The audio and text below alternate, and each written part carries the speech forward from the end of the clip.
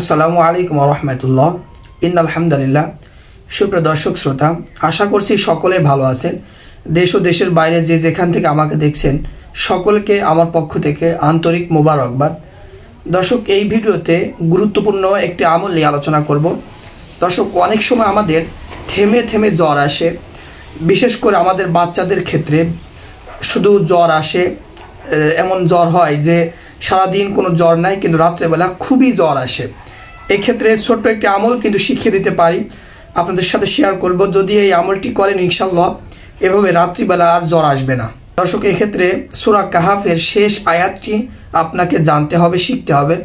শেষ আয়াতটি হচ্ছে, আমি তেলাওয়াত করছি, আপনারা পারলে আমার ঠোঁটের সাথে ঠোঁট মিলে মুখস্থ করে নেবেন। আয়াতটি হচ্ছে, উল ইন্নামা আনা বাশারুম মিসলুকুম ইউহা ইলাইয়া আন্নামা ইলাহুকুম ইলাহু ওয়াহিদ ফামান কানা ইয়ারজু লিকা রাব্বিহি ফালইআমাল আমালান সালিহান ওয়া লা ইউশরিক বিইবাদাতি রাব্বিহি আহাদা।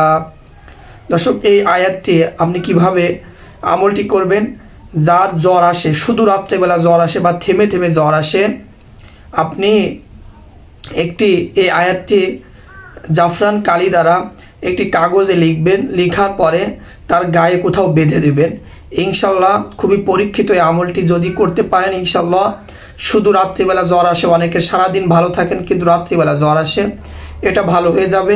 বিশেষ করে শিশুদের ক্ষেত্রে এই আমলটি খুবই কার্যকারী, আপনি এই আমলটি করতে পারেন ইনশাল্লাহ। তো দর্শক, আজকের মতো ভিডিও এখানে শেষ করছি।